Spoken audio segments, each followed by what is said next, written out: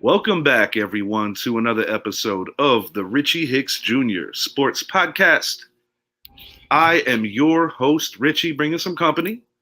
Window 2, we got Fly Eagle Fly, my man, Daniel Nunez.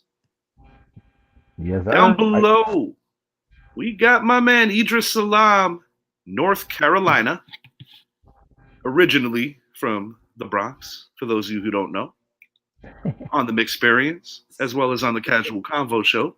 My guy is known as Bosco from the Bronx. Mr. Nunez, he's out in Cali, 3 hour difference, a little earlier for him, nonetheless.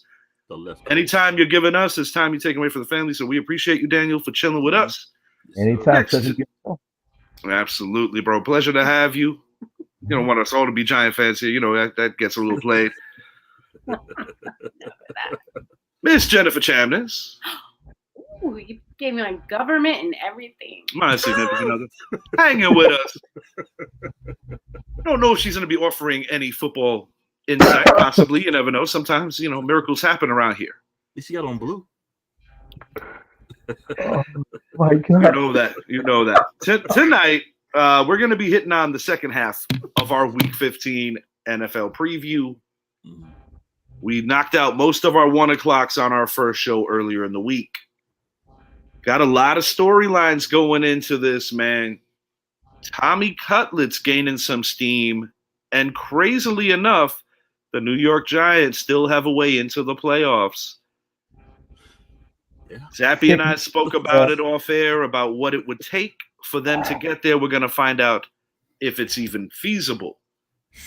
Big matchups around the league.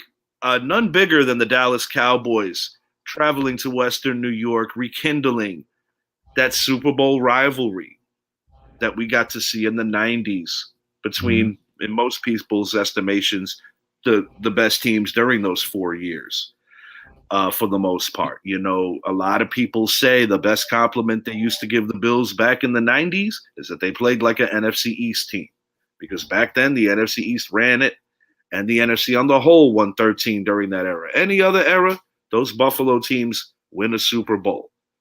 But having said that, right now, it's one of those odd years where the Bills are not even really looked at as a favorite.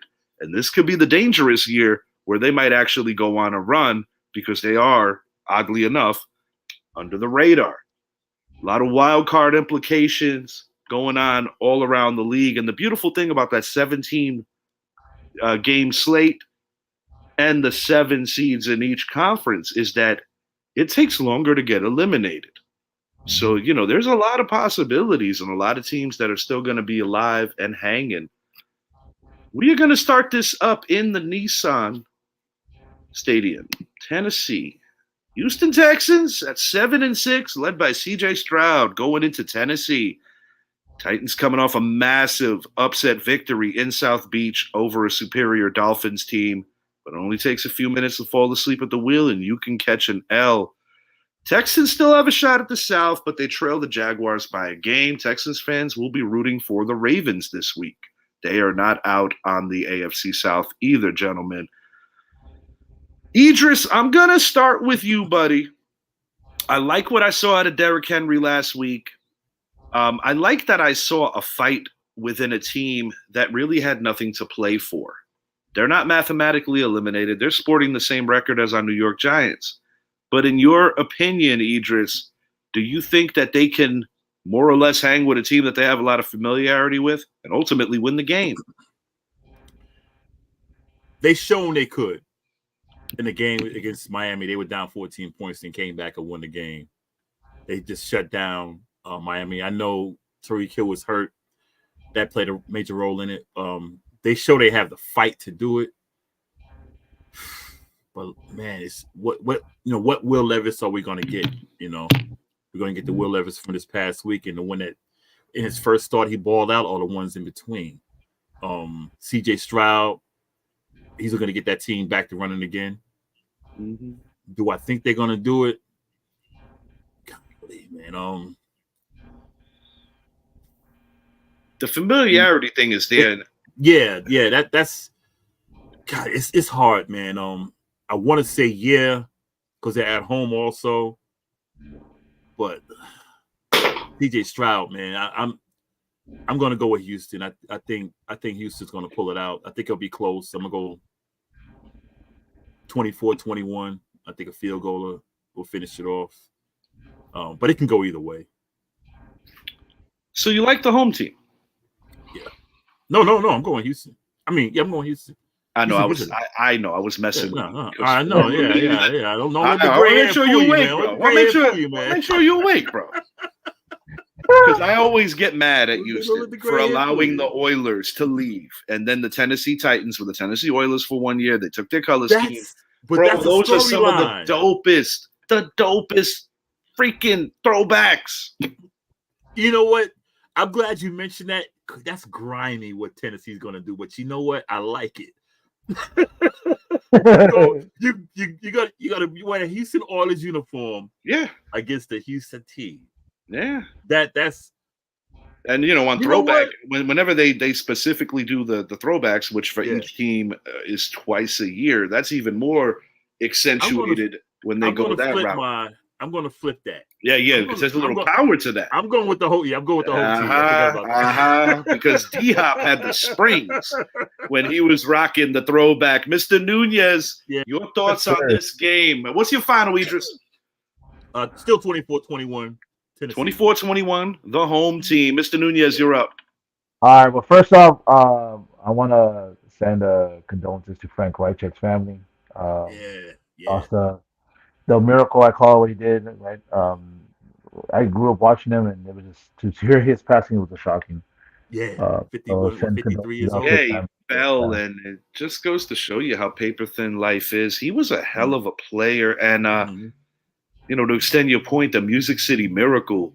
Yeah. Man, just an iconic play in NFL history. You can't tell the story of the NFL without that play. Always a guy I admired. I love the way that man played the game. Yeah. All business, great teammate. And, obviously I didn't know him on a personal level, but definitely seemed like a really cool dude. So, I extend our condolences here from our family at the podcast to Mr. Wycheck's family, no doubt. As the game goes, I'm going to let Daniel elaborate, and then I'm going to give you my pick. All right, boss. I'm going to go with the Tennessee Houston Oilers. I think, yes, I'm going to say I think they got something to prove. Now we're going to see Henry do his thing. D-Hop, man, he had some cats in the last game. I was like, dang, boy. Where's that been all season? He's balling last week.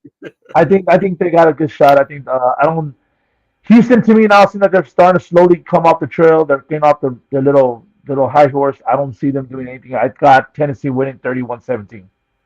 Oh wow, yeah, you got Tennessee opening it up. And I will say this: Will Levis has been a hard guy to figure. Yeah. But their offense, it's weird, man. They were asleep for a decent juncture of that Dolphin game, and then they just exploded at the end. Went off, man. And it's like, when you let your guards down and the other team is at a certain intensity level, you can't necessarily just hit a switch and turn it back on. And I think that's what happened to Miami last week. This particular game, I do think CJ Stroud will have a nice stat line, but my concern is that King Henry is going to eat in this one. I'm going to go by a score. I've got Houston winning this thing 27-20. Just kidding. Tennessee. See what I just did to myself? The Tennessee Titans, formerly the Houston Oilers, are going to beat the Houston Texans 27-20 behind the legs, the arms, the tree trunks for legs, known as Derrick Henry. And I think Will Levis is going to have a decent enough game. I think CJ Stroud is a little more aggressive. He's going to take more chances down the field, but with taking more chances comes more propensity to make a mistake. I like the home team here. I'm going with the Titans, and it's not a death nail for the Texans. They are still very much alive, especially if Jacksonville loses to Baltimore, which a lot of people think will happen. We'll let you know in a minute. A lot of Houston. I got a lot of Houston Texans fans, and they're mad because of the Oilers. The Titans are wearing the Oilers colors, but they got to remember the Tennessee Titans owns those. They own that. Yeah, I know, because they didn't protect. Like, okay, for instance, when Cleveland left, and then came back, I think it was about 4 or 5 years later. They made Modell. protected the history franchise. Mm-hmm. So essentially, the Baltimore Ravens were a new entity. Yeah, so when Cleveland came back, they came back. But that's weird, man. That's a weird part of history with the way that works. With the Colts when they moved from Baltimore to Indy, he kept that. He took all that with him. Absolutely. And what's interesting about this too, before we flip it to our next game, is that even if you look at a team like the Ravens, for instance, coming in, they are it's weird because when you relocate and you rebrand, the people always assume that is an organization that is expansion. Yeah. But they're the furthest thing from it. For a team that has only been around essentially as the Ravens since, correct me if I'm wrong, the 96 season. Yeah, somewhere around there. They've done an awful lot. Yeah. This is a team that's won 2 Super Bowls against 2 of the most iconic teams, the 49ers and our New York Giants. Not to mention that a couple of sneezes go differently. Maybe Bill Belichick would have been their original coach, but Cleveland, oddly enough, dumped Bill before they moved out of Cleveland. So it was kind of like a weird caveat of how all that went down. Man. Cleveland does Cleveland things.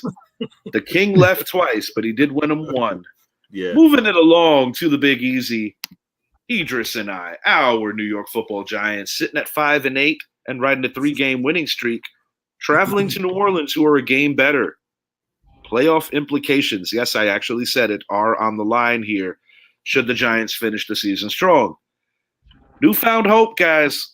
Quarterback Tommy DeVito, I'll be honest, I said it on a previous show. I wasn't buying in all the way with some of the things that were going on with the way that I feel that everybody was gravitating towards him. You have a high concentration of Italian Americans in New Jersey, in the tri-state area, in New York. Goes without saying, in our fan base. Mm-hmm. But this kid is not a gimmick anymore. What I saw this kid do on Monday Night Football, the throws he made, the respect that he garners from his teammates, at minimum, this kid is going to have a roster spot next year. I don't necessarily know if that means that he's going to be the starter next year, because they're in a weird position. You got a big-time salary quarterback, going to probably miss the first month of next year, and you could get off the books after next year with him. You have a rich quarterback class where you can get somebody good late, or even, second round, maybe even in the first. Giants have the ability to, 2 second-round picks. But this kid, Tommy DeVito, at minimum, has proven to me that he belongs in the NFL. And what he does over the course of the next 4 weeks, regardless, is going to have some big bearing on what happens next year. And the most important quality I'm going to give him, this kid is entrenched in that culture, meaning Giant fan, meaning passionate New Jersey / New York fans. He understands the heartbeat of that city and the heartbeat of that fan base and the heartbeat of that caliber of fan. And I do think that in that regard, it takes a little bit of the edge off about potentially being like another Brock Purdy, a guy that was undrafted. It's eerily similar to the Victor Cruz story. Cruz, of course, from Patterson. As this game goes, for the Giants to take care of biz, it goes without saying that you got to apply heat on the quarterback. It looks like Derek Carr is going to be getting the start. New Orleans secondary, very banged up right now. And I like the possibilities for some of the Giants slot guys to make some big plays here. I'm talking about Wan'Dale Robinson. I think they have the ability to put Hyatt in the slot as well. I expect Saquon Barkley to play well. I got the Giants winning this thing, not easily, but they are going to go into New Orleans and get the road dub. New York Giants 26, New Orleans Saints 17. That's a 9-point victory. I got the Giants winning this thing by 9, and I'm also going to take it a step further. I have more faith in Tommy DeVito right now than anybody that's manning down the quarterback position for the Saints. Giants for the road dub, keeping their slim playoff hopes alive. But the more they win, they start to get a little wider on the chances, not to mention that they're going to have a tiebreaker over the Packers and then the Saints. Mr. Nunez was shaking his head. Yes, let him go first.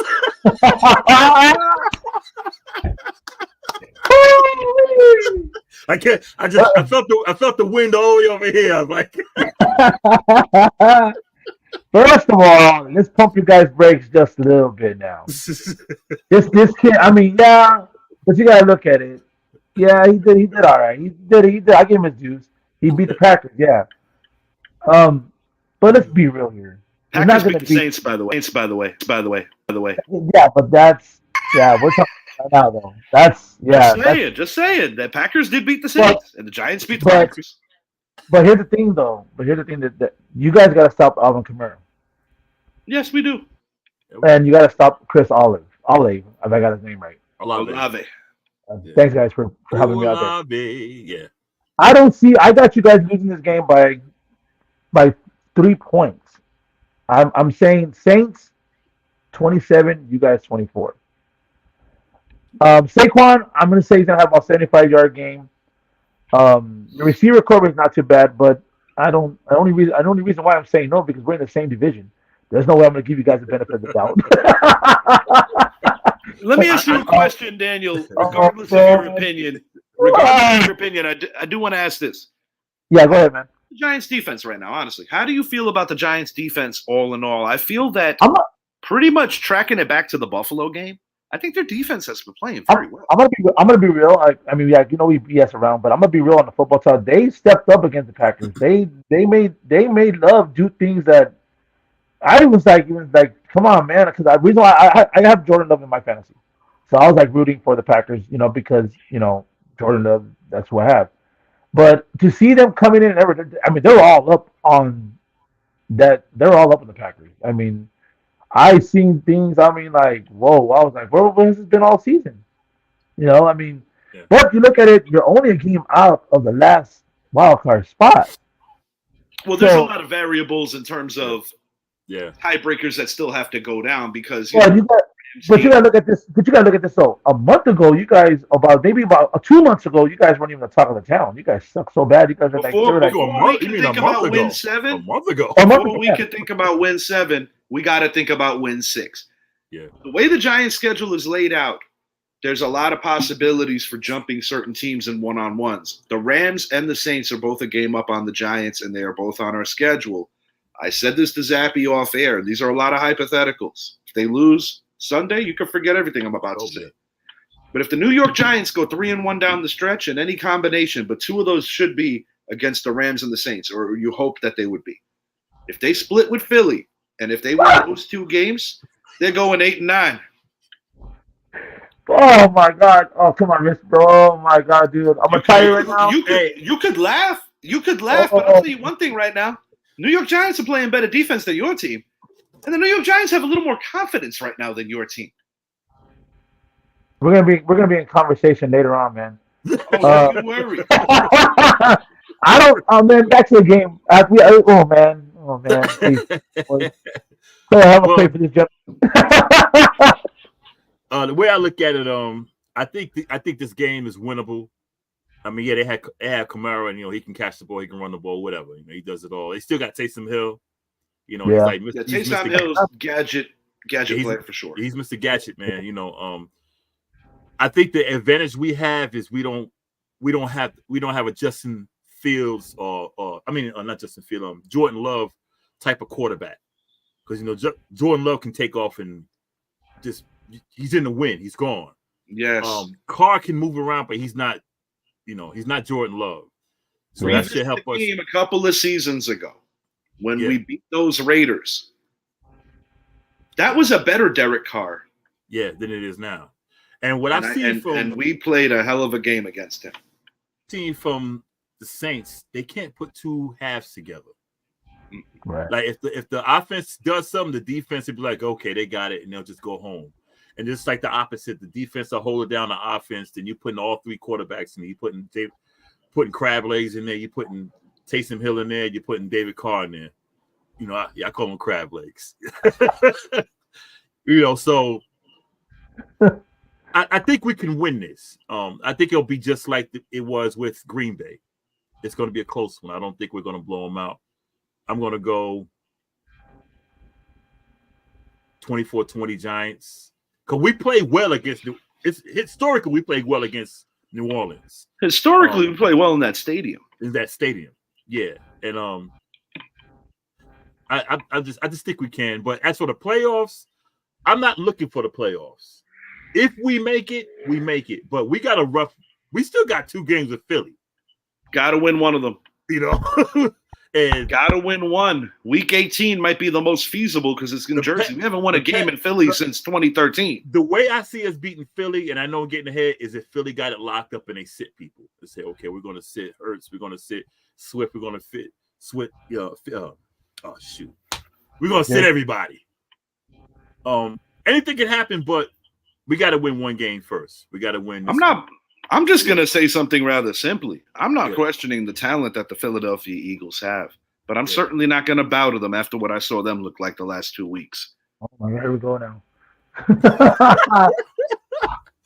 This is a team that I've been saying for the better part of 7 weeks has a leaky secondary. They've been having issues the last couple of weeks when they have quarterbacks that can challenge that secondary. Tommy DeVito is not Dak Prescott yet, nor is he Brock Purdy yet. But one thing that Tommy DeVito can do is throw the damn football. Washington Commanders heading to L.A. to take on the Rams. I'm just going to tell you short and sweet, gentlemen, I picked up the Rams in 2 different fantasy leagues for the playoffs because that is how confident I am that they are going to get to Sam Howell. They're going to have a field day because I know New York Giant fans bitch, moan, complain about how bad our O-line has been. Ooh, by the way, they didn't give up any sacks in Green Bay, getting a little better. This Washington Commander O-line, as far as I'm concerned, is the absolute worst in professional football, and it's a shame because Sam Howell is a pretty good quarterback. Yeah. As the Rams go, their offense is starting to pick up some steam. They did get beat by the Ravens, but in my opinion, it was a quality loss. Yeah. I've got the Rams winning this rather handily and rather easily. Rams 34, Commanders 20. And I think a lot of the Commanders' points might even come late in garbage time. Matthew Stafford's throwing the ball really well right now. And this is a Rams team that has a lot of confidence. Riverboat Ron on the way out. This could be the one that essentially is the banana peel. My thing will be 30 seconds long or less.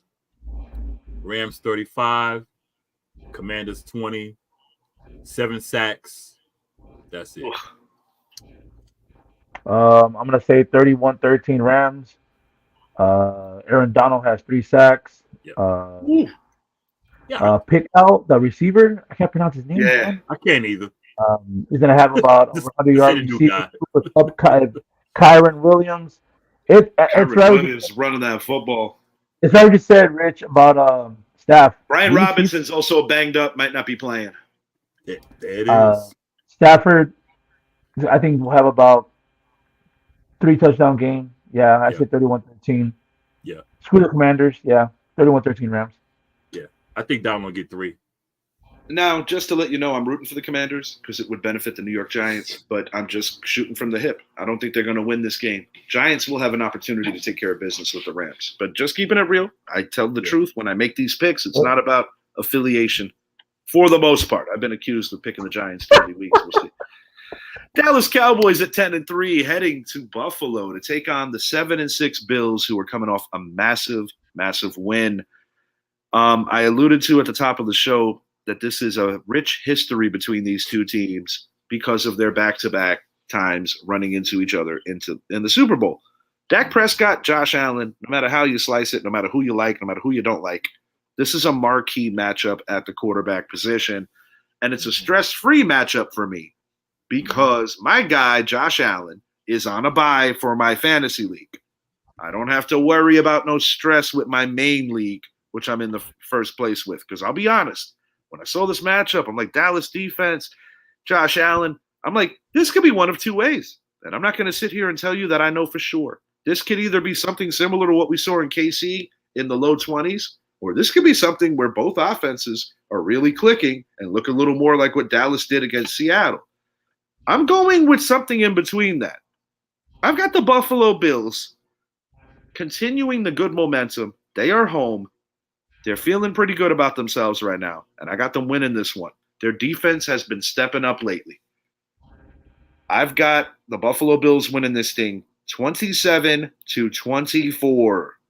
What's the difference in this game? I just think they're going to score more points. I don't really necessarily think that there's going to be a lot of turnovers in this game. I'll put it like this. Allen throws a pick, Dak throws a pick. I just have a funny suspicion that the pick that Dak throws might be more damaging. We'll find out. Okay. I'm not as and this is not a hater pick because I Here we can't go. stand the Cowboys. He will never pick the Cowboys. It don't matter I hate who they the play. Cowboys. I hate them. I hate them. I hate them. I hate them. I hate them. I don't like the fans. Stephen A. I'll say it again. He don't have nothing on me. I hate the Cowboys. I hate them with all my heart. I think Dallas beat Philly, but you know what I saw? Jalen Hurts could run the ball against him. He fumbled, but he could run the ball. But running wise, I think Josh Allen's a better runner, more powerful runner. And that's going to hurt Dallas. And a lesser offensive line, and he still does that. And you got Diggs. You see what DK Metcalf did to Bland. Bland got a pick, but DK Metcalf roasted him. Indeed. And I think that is all factual. They're going to put him on Diggs. Diggs is going to smoke him. I think they'll both turn the ball over. I'm calling two picks on Dak. I say one, maybe a fumble by Josh Allen, but I'm also going to say 31-24 Buffalo. But I don't think it'll be that close on the field, just that close on the score. And this is not a hater pick. I just think they're going up to Western New York. Buffalo's on a run. And Buffalo, that offense is different than what Dallas is seeing. Because that offense is power. They're going to throw everything at Dallas. All right. So before that, Daniel jump in. Sorry, Daniel. I just want to say one little thing. Mm-hmm. The Diggs matchup that we're getting cheated out of, I'm disappointed. I would have loved to see the two brothers get to play each other. That's all I have. Daniel, you are up, sir. I'm gonna make this. I say Dak throws 3 picks. The weather inclement. There is a weather inclement in this game. It's gonna be 46 degrees, and there will be rain in New York. Add 3 for me too. I'm gonna say 3 interceptions. We're gonna see Dak Prescott fumble under pressure. Yep. I'm gonna say Josh Allen maybe throw a pick, but I got it 31-21 Buffalo. I started to say that. I don't see. I think Bland's gonna get roasted. I think Bland's gonna get toasted. Stephon Diggs is gonna run circles on this kid, and it's they got one I think one of the guys tanked. Well, one of the guys from the defense I believe is out of this game. Lineman, 75. I don't know what it is. Yeah, he's out. Oh, go ahead. No. Go ahead. And I think everybody right now has Dak, MVP, Super Bowl, whatever. But now, like I said, let's pump those brakes because it's a game-by-game situation we got going on here. Mm-hmm. Dallas now is about to come in this weather situation. They play in a dome. We know it. They play in an ugly-ass stadium that looks like a freaking starship. That's so damn ugly. I wouldn't even spend money on that damn piece of that. Battlestar Galactica or some shit like that. All I'm saying, you do realize that your previous stadium did have a holding cell, right? I don't care if the previous stadium had a holding cell. I don't guess what I this is Philly, though. That's why. That's better than stadium. That's messing with you, bro. No one likes us, and we in the stadium. No one likes us. We don't care, man. Come on now. All I'm saying is pretty good though. I've seen the link. It looks pretty good though. All I'm saying is this. I got Josh Allen throwing 4 touchdowns in this game, and I have it 31-21. Like we mentioned, Buffalo. I just say I'm so glad they beat Kansas City. I'm finally glad. I don't care if Patrick Crybaby, fake ass Mahomes, that little limp mother, what. I'm glad that they beat them. All I'm saying is, let's go Buffalo. Let's show them. Let's show them what's up. I mean, I'm not a Bills fan, but I do respect that franchise since the Mark Levy times with Jim Kelly, Bruce Smith, Thurman Thomas. I mean, you had them. So I'm saying my pick, 31-21 Buffalo. And also with sorry, go ahead. Idris. I was gonna say also I think Josh will run for 2, throw for 1, and I think they'll get one maybe a Diggs or some. I'm not Diggs. What's the running back? I forgot the running back's name, but James I think Cook. Cook. I think he'll run for 2 though, Josh. Yeah, I mean, this is the thing. If Dallas is going to win this game, because I always have to play devil's advocate, even though I already picked the Bills to win, but you have to give both what the keys to victory are. The way Stephon Gilmore has been playing lately, he's been playing like a number one. Mm-hmm. I mean, he had quite the game against A.J. Brown, given the age variable. And when I think about the weather that Daniel brought up, in order for Dallas to win this game, you have to be able to run the ball, because the way that teams beat home teams in that inclement weather, you got to run the ball. The 49ers have done it to the Packers over the years in icy conditions. A few years back, not exactly an NFL game that stands out in memory. Why do I remember? Because I bet on the game. The Indianapolis Colts, Carson Wentz's year there, when JT was having that special season, won into rainy Buffalo and ran it right down their throats. They run the ball. But this is the problem. I'm not convinced that the Dallas Cowboys right now can run the ball with that effect. And I want to make this clear. The last time, if I'm not mistaken, the last time I picked against the Cowboys this year, you got to go back to the 49er game. But I don't like Dallas in this game. I don't. I like the Bills here. A game like this, as odd as it sounds, you miss a guy like a Zeke. I really do mean that. You do? I honestly do mean that. You need a power runner. And it goes without saying, if they're going to pull off the upset, you need CeeDee Lamb to ball out. CeeDee Lamb has been playing out of his mind lately, and I could vouch for him on my fantasy team. He's been awesome. That's what I got. And another team that pertains to the big three in the NFC. We just talked about one of them. Here's another one. The San Francisco 49ers at 10-3, traveling to Zona 3-10. Cardinals highlight of the year. They had an upset win over the Dallas Cowboys earlier in the year. I actually think highly of their current coach, Jonathan Gannon, but the Cardinals have had such a bad habit of recycling coaches. Yeah. This is just one of those games where the 49ers got to remind themselves, that's a professional team over there. Don't take them lightly, because on any given Sunday, if you just show up like something's owed to you. But I don't have a reason to believe that the 49ers would approach this in any way other than the right way. 49ers don't have to play their best game to win this. And sometimes you come in and you don't give your best and still beat a team this bad. I don't think the Cardinals are going to get embarrassed all the way, though. 49ers have a propensity for playing close games, but never truly being not in control, if that makes any sense. Mm-hmm. I got the 49ers winning this thing 30-20. I think the Cardinals put up a respectable effort, but the 49ers will win this and kind of just be in cruise mode. 30-20 Niners, no blowout here. Not much for me to say. 35-13 Niners. That's it for me. I'm going upset. I'm picking the Arizona Cardinals. Oh. I think, and it's not because what happened. No, I just think since Kyler Murray's back, it kind of gives a little bit of genetics, a little bit of opening ground for them now. That's true. I think you froze. Well, I'm picking up with the upset. Oh, okay. Well, Jonathan Gannon, one thing about him is that he emphasizes running the ball against defenses that are aggressive. He has emphasized that. He showed what he did earlier in the year against Dallas. This Cardinals team has some pieces. I don't want to paint a picture that they're just all trash. From a talent-based standpoint and from a draft capital standpoint going into this year, they don't have as much as a lot of other NFL teams. But I do like their coach. If they trust what he's trying to build, let him do it in his own way. And that's part of the reason why I'm not predicting a complete blowout. Like even with the Seattle game last week, I said the Niners will win, but they're not going to completely take a crap on them. And essentially that's kind of what happened. Been watching a lot of Niners games this year.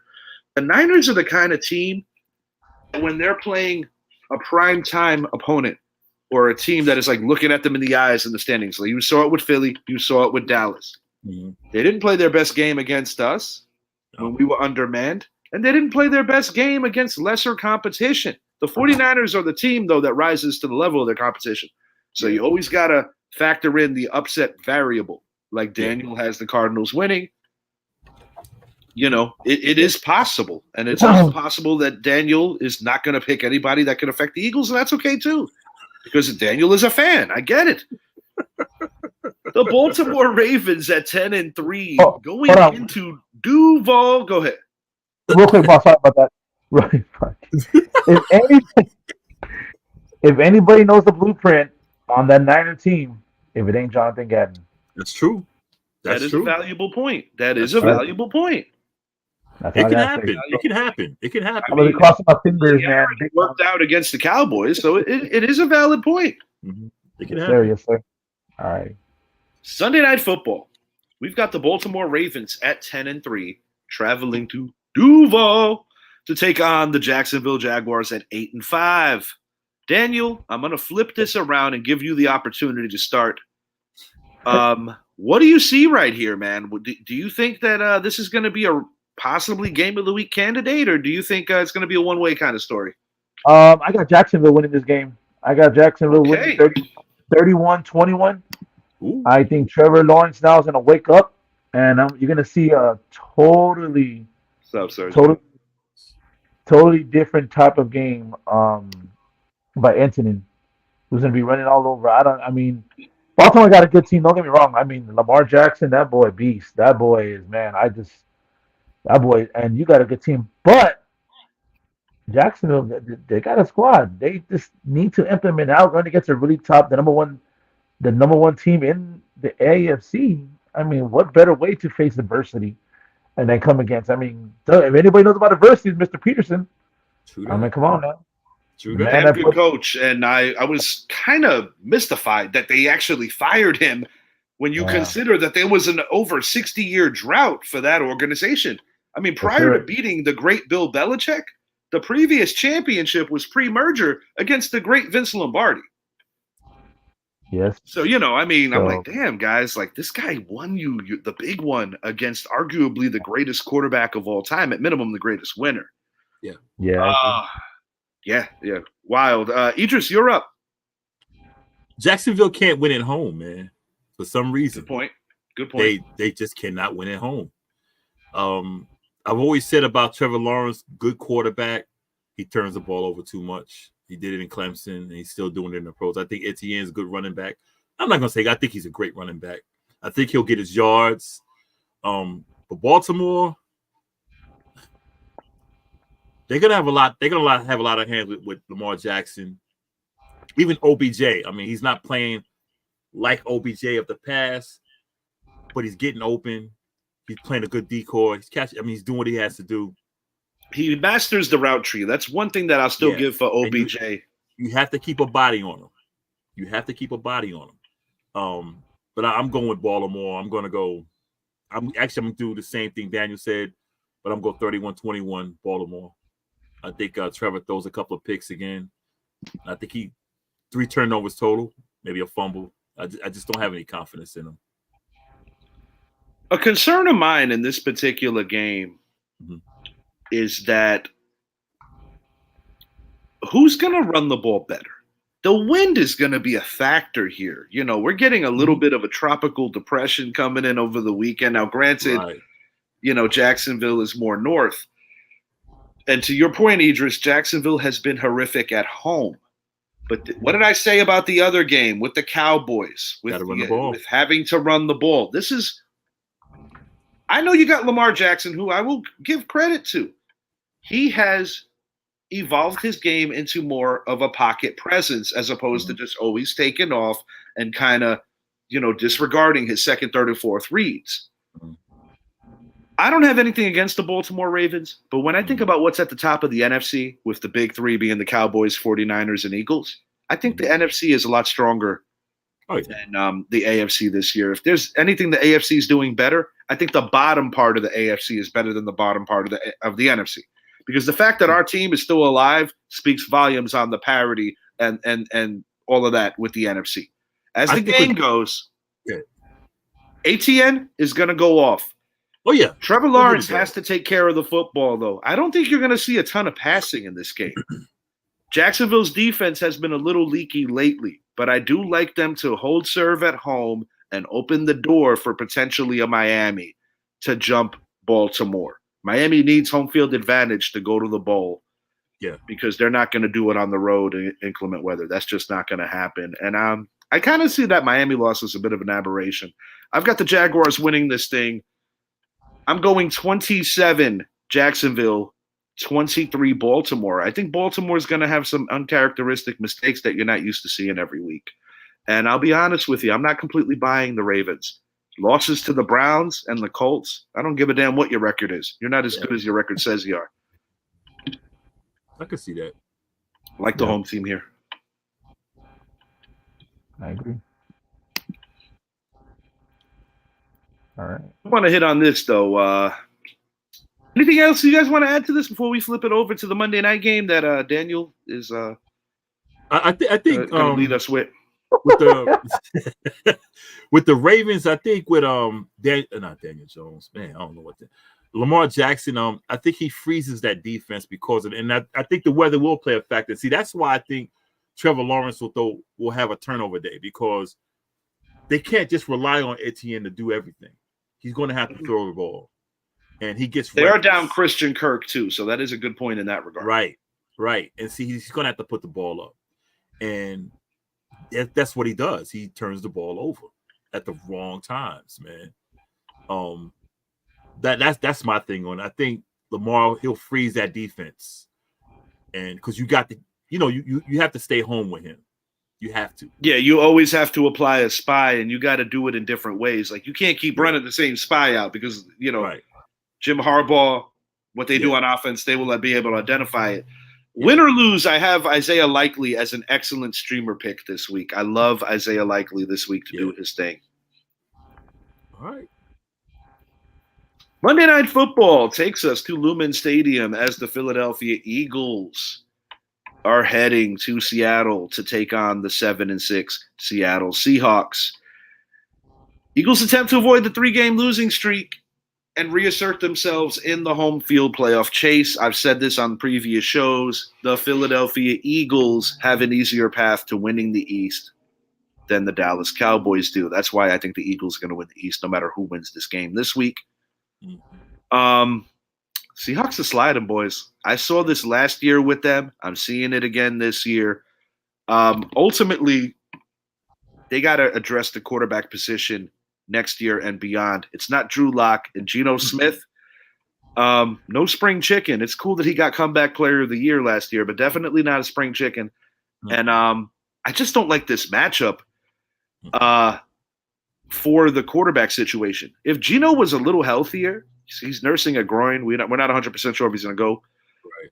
I don't necessarily think it's so much that you're losing a lot with Drew Lock. I think the Eagles, what really did them in, especially the last couple of weeks. I understand if you're getting your doors blown off, you have to, kind of abandon the run game. But this is a team that is, you talk about run blocking, that's their MO. The Eagles got away from that last week in the Dallas game, and I think they abandoned it a little too early. I think this is the week where the Philadelphia Eagles get down to the basics. There's a lot of pride here.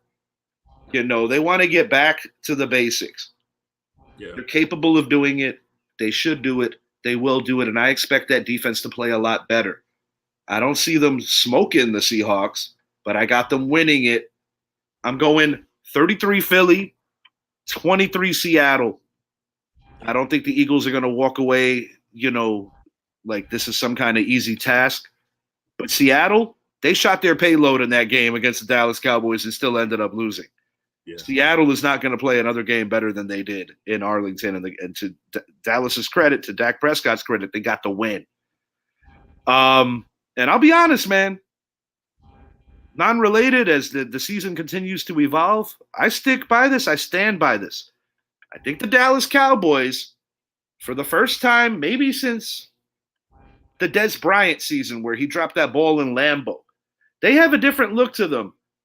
That I do think that they're not afraid to go into Philly and go steal one on the road. I've said it for a minute. Game 1, Philly won by a score in Philly, and I think the Cowboys got hosed by the refs on a few plays that could have altered things. Game 2, Cowboys blew the Eagles' doors off. I don't have a horse in this race, just being honest, shooting from the hip. I think the Dallas Cowboys are the second best team, not only in the NFC, but in the NFL. And just because I don't think they're going to beat Buffalo this week doesn't necessarily mean anything in a couple of weeks from now in the playoffs. Having said all that, Eagles for the dub. Yeah, I'm going Eagles. Basically the same score. I got Sergio 30. Rodriguez. Not to interrupt you, Eagles. Oh, no. 1 second. Okay. Yeah. The Eagles secondary is trash, and they have zero linebacker play. I'll be honest, man. When they came into the year, he makes a good point here. Because when Philadelphia came into the year, they were only employing 4 wide receivers, which was literally the bare minimum. Yeah.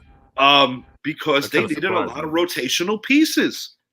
They needed rotational pieces, guys that are not 3-down players. That is a solid point on Sergio's part. Sergio is a Cowboys fan, by the way. Yeah, he is. Also, one of the most brilliant people to have a baseball conversation with is Sergio Rodriguez. He actually coaches my niece Ariana. Excellent dude. I had the pleasure of going on his podcast roughly about a year ago this time. He does a great job. He does an excellent job covering Major League Baseball, and I do love some of his takes. We don't always agree, but Sergio, I love what you're doing, man, and thank you for hanging with us. I don't think it's been that long, a year ago, but dang. Yeah, time does fly. Time does fly. Hey, I'm going with Philly also, 10 points. I think they got DK Metcalf, Seattle, but I think Slay and Bradbury, even though they haven't been playing at the top like they usually do, I think that combination will make it rough on Geno or Drew Lock, whichever. Because I see Drew Lock and Geno as the same type of quarterback. Very similar, bro. Yeah, Geno might be a little bit smarter, but they're the same quarterback. And I think Philly's gonna. I think they're gonna run them. I think it'll be more catch up for Seattle. I just feel that way. I'm running with Swift this week in my fantasy. Yeah, I think that's how confident I am. I think Swift's gonna ball out. The rock. I think Swift's gonna ball out. And I think Brown's gonna get his feet back together. Yeah, and I think they're gonna jump out early, and Seattle be playing catch up the rest of the game. Even in defeat, DK Metcalf will have his signature play. Oh yeah, it's not going to be enough. Daniel, I'm sure you're picking the Seahawks here, right? Hell no. I'm gonna say, hell no, man. That's like asking, hell no. That's like asking I'm gonna go for the Raiders over the damn Rams. I mean, this is the day we're gonna see. This is it. I have true faith in my boys. I think that we will see Philadelphia wake up in this game. I think now Shaq Leonard, listen to his name. Shaq Leonard is gonna step up in this game. I think we're gonna see Jalen Hurts getting back to his fundamentals. They will run the ball in this game. DeAndre Swift, bro. I believe that O-line, you got him. But what's getting me pissed, and I'm gonna say, why are they not using Penny? You have Rashard Penny. Why don't you have a 4-headed monster? You have Gainer, who's a down runner. All I could think, Daniel, is conditioning. Conditioning is the only thing that would make sense to me why he hasn't made the main roster. Because I thought for sure going into the year that was going to be a touchdown vulture similar to what LeGarrette Blount did for them a while back. Yeah, that's your pounder. Yeah, exactly. But the way I see it, I think Jalen Hurts is gonna snap the fuck out of his funk. I think they're going to see Brown have over 100 yards in this game. Devontae Smith do his thing. Also, got to watch out for my boy Dallas Goedert. It's time now to utilize him. But I'm saying in defense, the Eagles have 37 sacks this season. They got 16 turnovers, 15 forced fumbles, and they got a safety. Shaq Leonard and Hassan Reddick already has 11.5 sacks already. Yeah, he's balling. Hassan Reddick being beast. So all I'm saying Philadelphia 31, Seattle 13. Sergio did make a good point here that I do want to speak on right now, but even in his previous comment, the linebackers are an issue with the Philadelphia Eagles. While Darius Slay and James Bradbury as 2 corners aren't necessarily who they used to be, they are still very talented. Shaq Leonard, it's intriguing to see what he brings to the table. But this is how I would grade Philly's defense. I love the rush that they have. The pass rushers, I do like. The middle is the weakest part of that particular team. You can run slant routes on these guys. You know, Philly on some metrics reminds me of the Vikings from last year because they mastered winning a lot of close games. But sometimes mastery also comes with good fortune. I said it. Philly survived some games earlier in the year. I do think because of the remaining schedule, they win the East. Third matchup, they're going to probably play the Cowboys. I think that's where Dallas gets that road dub. There's so much time left. But Eagles versus quality teams have given up over 100 points. It's a valid point. This is not the defense that they were last year or even before when Hurts was still learning. I They think are with Shaq vulnerable. Leonard, I think with Shaq Leonard, I think he played, but that was his first game. But I think now that he got some time to really sit down, learn the playbook, blah blah blah. I think this week he'll ball out. It's gonna be. It wouldn't blow my mind if Seattle wins this game. I think the biggest reason why I'm not picking Seattle is because I just don't see Philly losing 3 in a row. But I do think Sergio made some legitimate points that this could be a little high scoring here, because I'll be honest, Dallas has a better defense than Philadelphia, in my genuine opinion. And Seattle was able to do what they did with them, but not every game is the same. Right. Stephen A. Smith calling out Steph as we approach our final 10 minutes. Wanted to get some feedback on this, guys. Essentially, Stephen A. Smith calling out Steph had a lot to do with the actions of Draymond Green lately and challenging him as a true leader, that this stuff shouldn't be happening. Now, granted, this is a different era of NBA basketball than the stuff that we grew up on, which was much more physical, much more violent, and you knew that certain goons were going to throw down the Charles Oakleys of the world, the Rick Mahorns of the world. You know what I'm getting at? Yeah. So I don't like this take by Stephen A. because I don't feel it's any one player's responsibility to babysit another man and tell him how he's supposed to move. I know that some people are in Draymond's corner because they want a more physical NBA. But Idris, I do feel that you made an excellent point that Draymond kind of takes advantage of that on some punk level BS because of the fact that this is not a league where guys are going to throw like they did. You know, Malice at the Palace back in, I think it was 05, 04. I believe it was 05. No, it was 04. Changed the way that all of this goes down. And I even saw somebody saying, like, on social media, just arguing and doing a little bit of banter. That basically Michael Jordan wasn't accountable. Why should Steph be? I'm like, did you dudes watch The Last Dance when MJ's like plucking him out of bed with Carbon Electra? That's a different era completely. Because in today's NBA, nobody's going to let Dennis Rodman have the rope that he had either. It's like with Jordan. Social media didn't exist back then, too. That was a blessing. But see, Jordan back then, he sat and told Rodman, what he said. Keep going, Idris. He basically told Rodman, look, man, we're trying to win here. You got to chill. Yeah. See, with Draymond, like I've always said, and people say, Draymond does not need help. There's people out there who need help. Draymond does this, and I've said it. You read my stuff. Draymond does this because he's trying to enforce that tough guy. He wants people to say, I'm the tough, because he always going to, I rule in the 90s, all this nonsense. Because that stuff is not going to fly. Like when he made his ignorant comment that he's the greatest defender ever. You said it on the last show, Idris. Look how Rodman knew how to mess with people and play that mental game. Right. But when Draymond's coming all unhinged, that's not toughness. That's weaker than anything. Look at Draymond's actions. Keep elbows. Look how his actions. Now, you know, Rodman, he would do little stuff on the side, blah, blah, blah, blah. But he wouldn't flat out choking people and just stomping people. And like I said on the show last time, when he swung, if you slow it down, he looked dead at Nurkic. And he looked dead at him before he hit him. Yeah. He looked dead at him. So it wasn't like he turned around and like, get off of me. He deliberately hit the guy. And with Steph, I can see Stephen A's point. Because this is what he was saying. Like, if it was LeBron and someone on the team, they would have got on LeBron like, yo, why you not checking your man? I can see that part.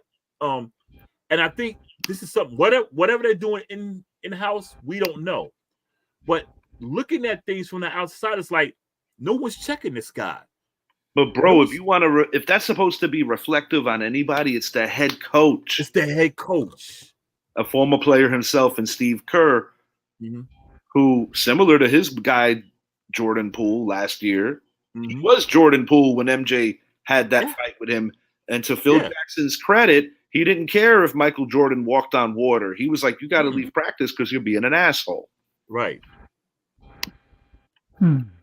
My. I know when I'm not too familiar with what had happened, but I saw it when I saw it on Draymond Green did, and I was just like, I had to like rewind because I thought I was looking at WWE. I ain't gonna lie. Yeah. That's what he does. Like, I'm looking at this. I'm like, this some bitch. I'm like, when I look at the officials around the NFL, I think I'm looking at WWE. That's what he does. That's what he does. The punk bitch. I'm like, you wouldn't let LeBron, would you? Because you know LeBron will whip your little ass. I said, come on now. You know something, Daniel? He's not going to do it to LeBron or Jokic or Giannis. He's not going to do it because you know what? What he did to Arvydas Sabonis' son last year, listen, bro, that was a little deplorable. You're stepping on the. Come on, bro. He won't do it to the Morris twins because you know the Morris twins are check him. He only does it to the players that he know he can get away with. That's why I say he wouldn't last in the 90s because you had Karl Malone. You had a lot of guys who will knock you out. This is worth a thought here. Kerr tries to make himself the minority champion. He's not checking a black player. I think what essentially Sergio is alluding to here is that he thinks Steve Kerr might be a bit of a snowflake. Might be. I don't think he's really all the way off base. Sergio, you might be right. You might be right. I agree with Sergio on that one. You might be right. But you know what? But you know what? Off topic. You know what? But off topic though. How about them Lakers winning that in-season tournament championship? Come on, bro. Yes. I don't care what anybody says. That's like you want to make another WWE reference? That's like Seth Rollins. Any bus that she's not hanging in the Seth Rollins winning that fake belt that they created. Any bus that she's not hanging that in the Raptors. And I gotta tell people this. That's just one championship that we just won. It's a championship. It's like they're saying, yes, it's not our fault the NBA made this in-season tournament. They made it to make it fun. To check it out, and let me tell you, I really enjoyed it. I thought some new flavor. You enjoyed it because the world wasn't moving. They played in a gym, bro. You know what I call it? I call it the participation trophy. It's invitational. That's all that was to me. The participation trophy invitational. All I know is that all I said is this. To me, I'll take it. The only thing I liked about it was the courts. They were real nice. Oh yeah, that's pretty cool. I like the courts. I like the courts, but I like the. We're gonna hone it back in. 2 minutes left. Oh man, I'm gonna give you 30-second thought on this. Al Michaels and his take on Taylor Swift seems to get him some punishment. Basically, to put it bluntly, Al Michaels feels that the sideshow shouldn't be the show. Right. I'll be honest. I know how to ignore anything when I truly apply myself to doing it. I don't give a rat's ass what Travis Kelce and Taylor Swift are doing or if they go here or if they go there. I must admit, though, that some of the way that the NFL just pushes and pushes and pushes stuff, it is a little nauseating at times. I got nothing against Taylor Swift, and I have nothing against Travis Kelce. I absolutely love the humor that him and his brother share on the pod. But this is, and then with the Mahomes crying and everything, it's just too much, a little bit of all of it. But for them to kind of punish Al Michaels for just having a genuine opinion, I mean, he is employed to cover football, right? That's why he's there. He's been there since I was a child. Yeah. 50 seconds, boys. Just want to know, am I bugging? Am I on to something? Al Michaels nailed it. It's on you, Daniel. I'm with you on that. Nobody wants to see Tay-Tay at these damn games. Who cares? I don't give a dang about Tay-Tay. And it has messed up, in my opinion, it has messed up Kelsey's game, though. Yes. Dropping passes? Come on now, man. Yes. I mean, he's the one guy that you think passes? Drop a pass. 32 passes. Tony and these other clowns. Sergio, real quick, if you could hit him back on a comment before we get out. Giants or Saints? Are my boys going to win this week? They did that shit. when Romo was 86. He's not lying, though. And you saw how that turned out. You saw how that turned out. For Idris, for Mr. Nunez, thank you for joining Mr. Sergio Rodriguez. We got out for now. Be back with announcements to come.